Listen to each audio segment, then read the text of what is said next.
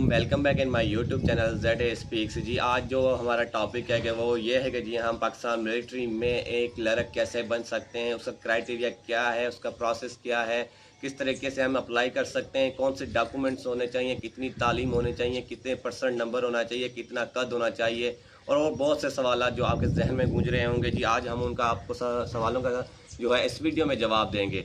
अगर जी आप हमारे चैनल पर नए हैं और अगर अभी तक आपने हमारा चैनल सब्सक्राइब नहीं किया तो हमारे चैनल को सब्सक्राइब कर लें और बेल आइकन के बटन को ज़रूर प्रेस करें ताकि हर आने वाली नई वीडियो आप तक बआसानी पहुंच सके। चलो चलते हैं अपने टॉपिक की तरफ। सबसे पहले कि आप अप्लाई कैसे कर सकते हैं, आप कैसे अहल हो सकते हैं कि क्लर्क बनने के लिए पाकिस्तान मिलिट्री में, पाकिस्तान आर्मी में। सबसे पहले जी आप पाकिस्तानी शहरी होने चाहिए। अगर आप पाकिस्तानी शहरी हैं और डुअल नेशनलिटी रखते हैं तो भी आप अप्लाई नहीं कर सकते। अगर किसी और मुल्क की आप नेशनलिटी रखते हैं, फॉर एग्जांपल यूके हो गया, अमेरिका हो गया, चाइना वगैरह हो गई, अगर आप इनकी नेशनलिटी रखते हैं तो आपको ये छोड़ना पड़ेगी, ये ख़त्म करना पड़ेगी, उसके बाद ही आप अप्लाई कर सकते हैं। उसके बाद ही सबसे पहले आप पाकिस्तानी शहरी मर्द होने चाहिए, उसके बाद ही आप अप्लाई कर सकते हैं। उसके बाद ही आपका कद जो होता है वो 5 फीट 3 इंच होना चाहिए, कम से कम 5 फीट 3 इंच होना चाहिए। और जो आपकी नज़र है वो जी 6x6 होना चाहिए विद और विदाउट ग्लासेस।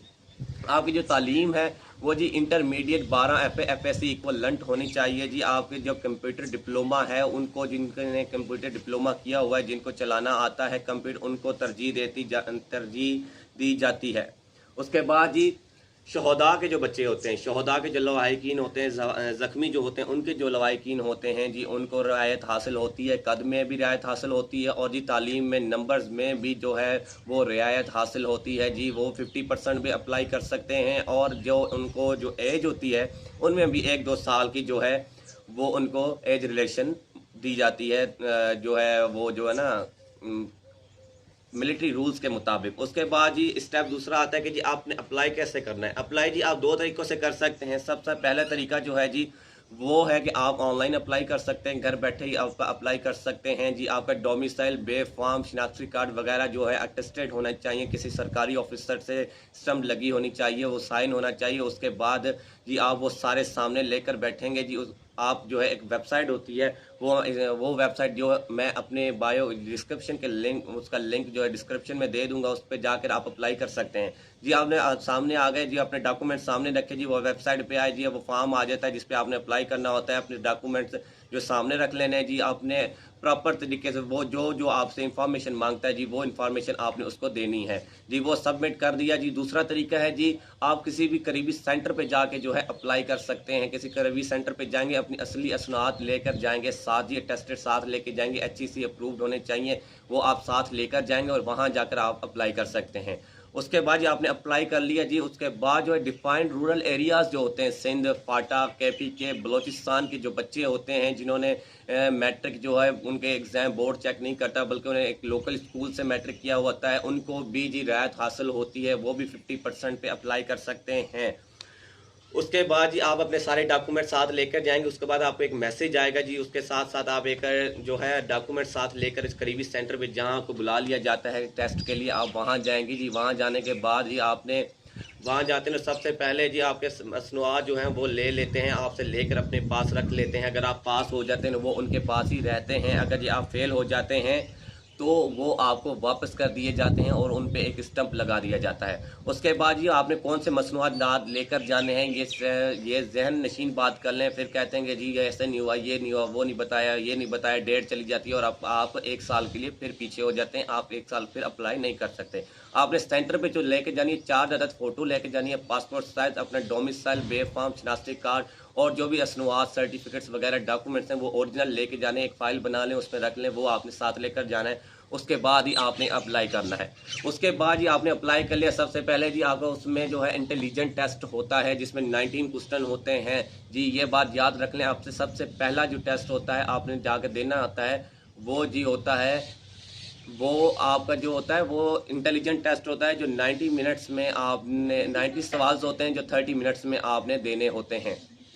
आपने जी दे लिया, उसके बाद जी आपका टेस्ट है और दूसरा टेस्ट होता है जी वो वर्बल होता है जो 60 सवाल होते हैं। 60 जो है सवाल होते हैं उसमें शक्लें होती हैं, घड़ियाल वगैरह हो गया, जब मुख्तलिफ शक्लात होती हैं वो ये 2-3 सवाल जैसे कि A 2 4 6। उसके बाद ही पूछते हैं आपसे कौन सा वर्ड लाना है, तो देखें आपने वहाँ उसने जो फ़र्क रखा हुआ है 2 फिर 4 लाए, फिर 6 लाए, तो जाहिर सी बात है आगे जो लफ्ज़ आना है वो 8 आना है। ऐसे वर्बल क्वेश्चन होते हैं जिसका 60 सवाल होता है जी। उसके बाद जी आपका एकेडमिक टेस्ट होता है जो 100 सवाल होते हैं, जो आपने तकरीबन 90 मिनट्स में जो है वो हल करने होते हैं। उसमें आपके मुख्तलिफ सब्जेक्ट्स आ जाते हैं जो आपने पढ़े होते हैं। साइंस आ जाती है, उसमें जर्नल साइंस आती है, जनरल नॉलेज आती है, मैथमेटिक्स आती है, पाकिस्तानी स्टडीज़ आ जाती है, बायो केमिस्ट्री वगैरह जो है वो सब इसमें सब्जेक्ट्स आ जाते हैं। उसके बाद जी आपने ये टेस्ट मुकम्मल कर लिया, उसके बाद जी आपका फिजिकल टेस्ट होता है जिसमें नेशनल फिजिकल टेस्ट ही कह लें। उसमें जी आपकी बवासीर वगैरह, वायरल इन्फेक्शन, हेपेटाइटिस सी वगैरह तो नहीं है, वो जांच लिया जाता है। उसके बाद अब भी आप मरहला ये भी पास कर लिया आपने, verbal non verbal intelligence test pass कर लिया। उसके बाद ही आपकी फिजिकल टेस्ट होता है जिसमें आपने दौड़, चिनअप शिनअप वगैरह लगाने होते हैं जी। दौड़ जी होती है वो 1.5 माइल्स होती है जो आपने 8 से 10 मिनट में मुकम्मल करनी होती है। वो जी आपके ऑफिसर्स पर डिपेंड करता है कि वो आपको कितना टाइम देते हैं।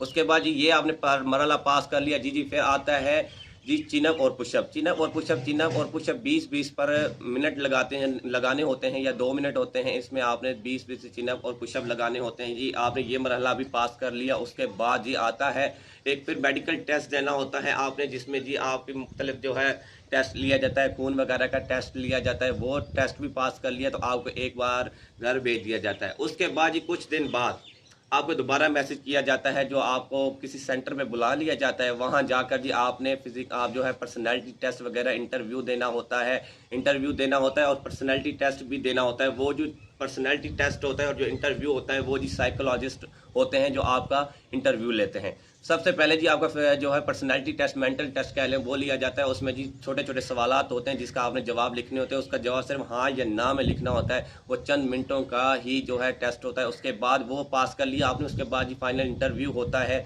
आपका इंटरव्यू जी जो है मुख्तलिफ ऑफिसर्स होते हैं जो आपका इंटरव्यू लेते हैं।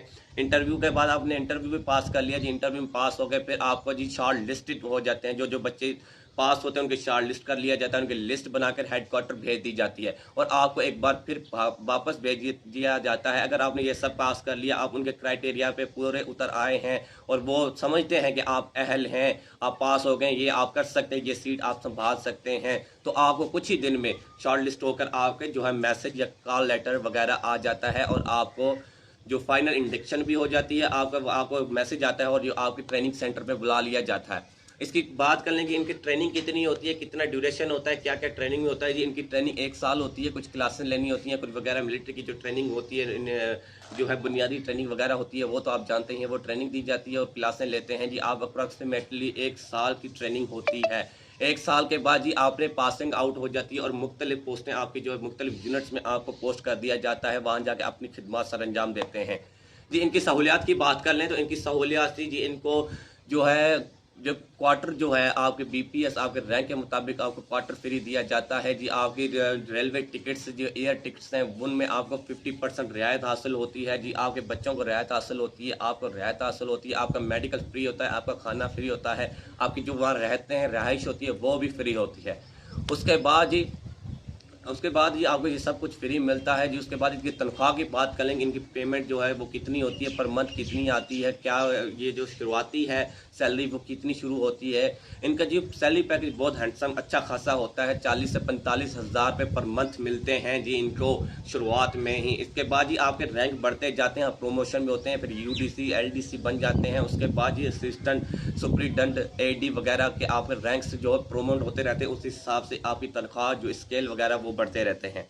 उसके बाद जी ये सब सुन लिया, उसके बाद आपको बहुत सी सहूलियात दी जाती हैं। ये एक बहुत ही इज्जत और ऑनर वाली जो जॉब है। इंशाल्लाह उम्मीद करता हूँ आपको ये मेरे चैनल जो है वीडियो पसंद आई होगी और जो जो इन्फॉर्मेशन आपको दी है आप उस पर अमल करेंगे तो इंशाल्लाह आप पास हो जाएंगे। और अगर आपको मज़ीद कोई सवालात हों आपके जहन में तो कमेंट सेक्शन में मुझसे पूछ लीजिएगा, मैं आपको बर वक्त ही जवाब दूंगा। अगर नोट्स लेने हैं, आपने तैयारी करनी है, नोट्स चाहिए तैयारी के लिए, तो वो मैंने स्क्रीन पर नीचे नंबर दिया हुआ है, आप मेरे इस नंबर पर कांटेक्ट करें, आपको नोट्स टू दी पॉइंट्स मिल जाएंगे। उम्मीद करता हूँ आपको वीडियो अच्छी लगी होगी। Thank you for watching. अगर आप मेरे चैनल को सब्सक्राइब नहीं किया तो आप मेरे चैनल को सब्सक्राइब कर लें और बेल आइकन को ज़रूर दबाएं ताकि हर आने वाली नई वीडियो आप तक बआसानी से पहुँच सके। फ़िलहाल के लिए इतना ही। अल्लाह हाफ़िज़।